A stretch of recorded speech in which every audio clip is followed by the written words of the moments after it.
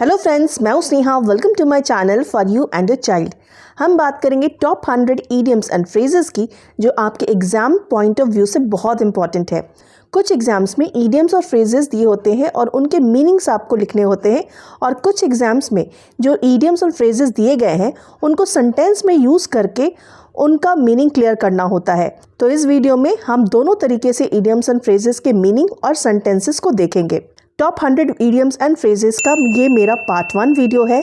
आगे आने वाले वीडियो को देखने के लिए मेरे चैनल को सब्सक्राइब करके बेल आइकन को प्रेस करना ना भूलें। नंबर 1, अ 9 डेज वंडर, जिसे हिंदी में आपने सुना होगा 4 दिन की चांदनी।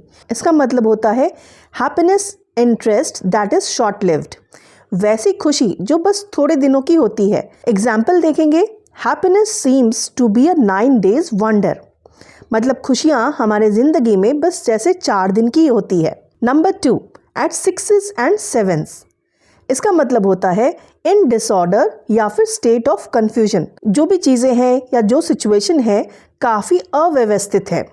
Example, everything at the party was at 6s and 7s, जो पार्टी थी उसमें सारी चीज़ें बहुत ही डिसऑर्डर वे में थी, बहुत हौच पौच था, कुछ भी सिंक्रोनाइज या अरेंजमेंट वहाँ की प्रॉपर नहीं थी।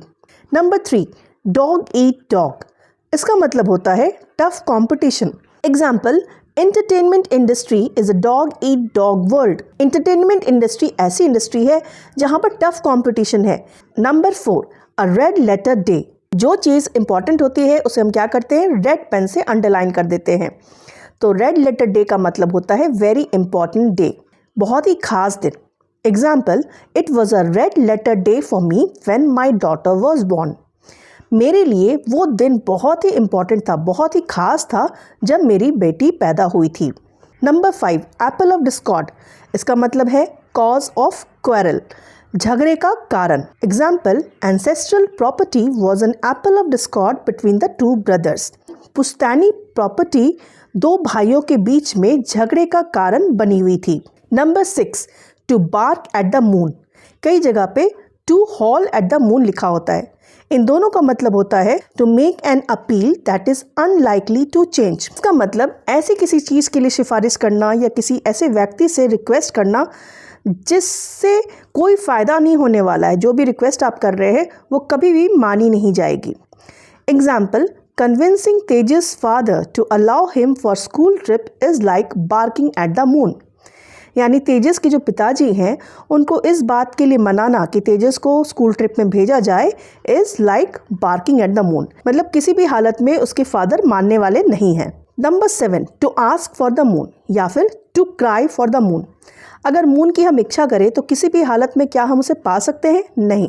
इसलिए इस ईडियम का मतलब होता है demanding something that is almost impossible to get, ऐसी चीज़ की कामना करना या जिद करना जो हमें मिलना इम्पॉसिबल है, असंभव है।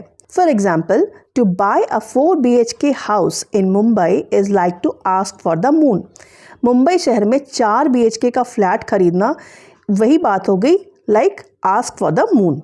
नंबर 8, वाइल्ड गूस चेस, जो जंगली गूस होते हैं उसका पीछा करना काफ़ी मुश्किल होता है, कितना भी पीछा करो वो कहाँ जंगल में जाके लुप्त हो जाएगी कुछ पता नहीं। तो इस इडियम का मतलब है a search that is completely unsuccessful and a waste of time, यानी ऐसी चीज़ों के लिए भागना जिसको पाना असंभव है और वो बिल्कुल वेस्ट ऑफ टाइम है, समय की बर्बादी है। Example, all the efforts of the government to remove illiteracy in India is like a wild goose chase, यानी जितनी भी कोशिश की जा रही है सरकार द्वारा भारत में इलिटरेसी मिटाने की वो एनफ नहीं है, वो जो उनका टारगेट है कि पूरी तरह से 100% इलिटरेसी हटा दिया जाए वो पूरा नहीं हो पा रहा है। नंबर 9, अ डार्क हॉर्स अनएक्सपेक्टेड विनर, मतलब ऐसा विनर, ऐसा विजेता जिसके बारे में आप सोच भी नहीं सकते थे कि वो जीत जाएगा। Example, Ashok was a backbencher, but as a dark horse, he topped the university. Ashok back bencher था। बैक बेंचर कैसे विद्यार्थी होते हैं? जो पढ़ने में कमज़ोर होते हैं, पढ़ाई पर ध्यान नहीं देते, वैसे विद्यार्थी बैक बेंचर होते हैं, पीछे की सीट में जाके बैठते हैं। तो यहाँ पर सेंटेंस में कह रहा है Ashok was a back bencher, Ashok एक बैक बेंचर था लेकिन वो यूनिवर्सिटी टॉप कर गया। ऐसी सिचुएशन में हम अशोक को अ डार्क हॉर्स कहेंगे, unexpected winner. Number 10, a rolling stone gathers no moss, कोई पत्थर आपने देखा होगा कि कई समय से एक ही जगह पे होता है तो उसके नीचे जो मॉस क्रिएट हो जाती है, जो छोटे छोटे ग्रीन ग्रीन होते हैं ना, मॉस क्रिएट हो जाती है। लेकिन अगर कोई पत्थर हमेशा लुढ़कता रहे एक जगह से दूसरी जगह, तो वो उसके नीचे कभी भी मॉस नहीं बन पाएगा। इस इडियम का मतलब होता है a person who changes his profession pursuits frequently thus unable to create their own niche. वैसा व्यक्ति जो पल पल अपना डिसीजन चेंज करता है, अपने रहने की जगह चेंज करता है, या फिर अपना कोई जो प्रोफेशन है वो चेंज करता है, या फिर जो भी वो कर रहा है उसमें एक निश्चित दिशा पे ना चल के कभी इधर कभी उधर करता रहता है, तो उसके लिए यूज़ किया जाता है rolling stone gathers no moss. Example, rolling stone gathers no moss, thus one should choose one's career wisely and be focused on it. कहने का मतलब जो भी हमें करियर चूज करना चाहिए एक बार सोच समझ के करना चाहिए और उस दिशा में लगातार प्रयास करते रहने चाहिए। अगर हम बार बार अपनी दिशा बदलेंगे तो हम कहीं भी नहीं पहुंचेंगे, अपनी पकड़ मजबूत नहीं बना पाएंगे। Number 11, read between the lines.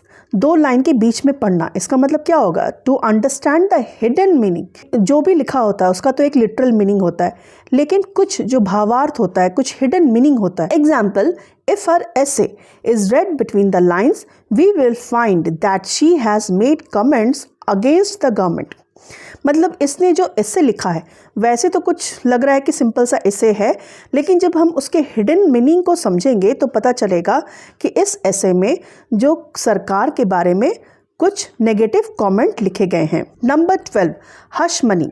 Hush money का मतलब होता है घूस, ब्राइब।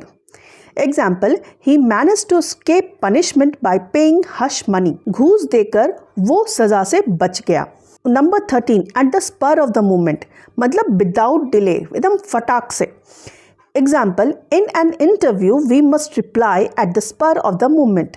जब हम किसी इंटरव्यू में जाते हैं तो जो भी आपसे सवाल पूछा जाता है तो आपको तुरंत जवाब देना होता है, आपके पास ज़्यादा टाइम नहीं होता सोचने विचारने का। Number 14, bolt from the blue. Literal meaning अगर हम इसका ले तो बोल्ड का मतलब कील और ब्लू का मतलब स्काई, मतलब आसमान से छोटे छोटे कील गिरना। तो ऐसा हो सकता है क्या? नहीं, ऐसा अगर होगा तो ये काफ़ी शॉकिंग होगा, है ना। तो इस इडियम का मतलब है sudden and unexpected shock.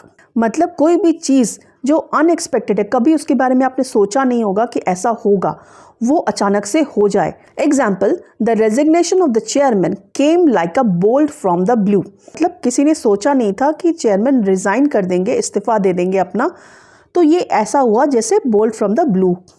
Red tapism यानी official delay.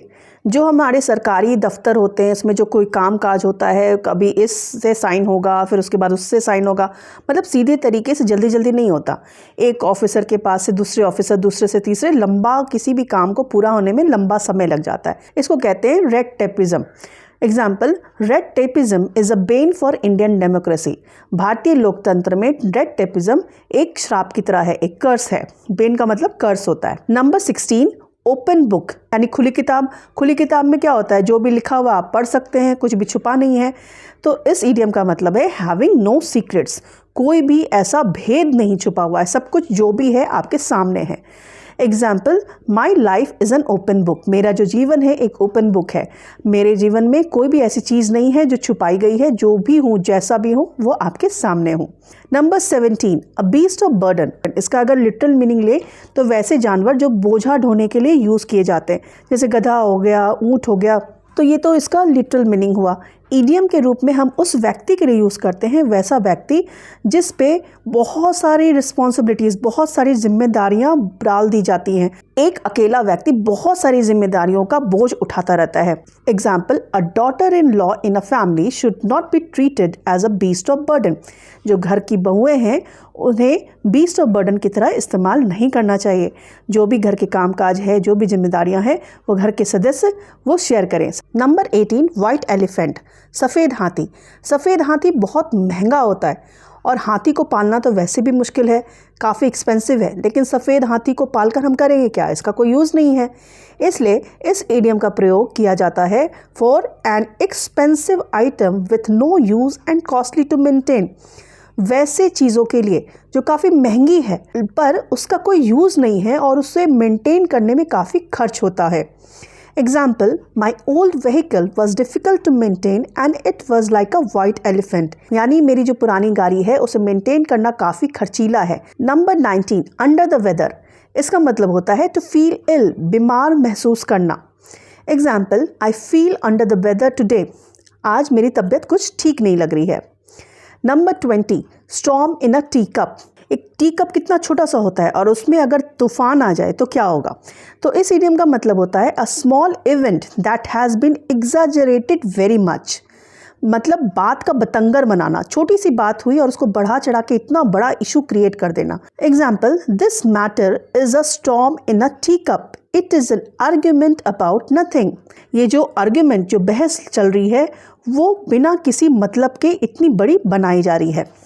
Number 21, uphill task. इस इडियम का मतलब क्या है और इसे आप सेंटेंस में कैसे यूज़ करेंगे, ये मुझे आप कमेंट करके बताएंगे। जिसका सही जवाब होगा उसका नाम मैं अपने अगले इडियम के वीडियो में शेयर करूंगी, जो मोस्ट प्रोबेबली मेरा नेक्स्ट वीडियो होगा। ये थे टॉप 100 में से 20 idioms and phrases. Next video में मैं आपसे बाकी के बचे हुए इडियम एंड फ्रेजेस शेयर करूंगी। तो मेरे चैनल को सब्सक्राइब करना ना भूलिए और वीडियो पसंद आई तो इसे लाइक एंड शेयर भी ज़रूर करें। Thank you so much for watching this video.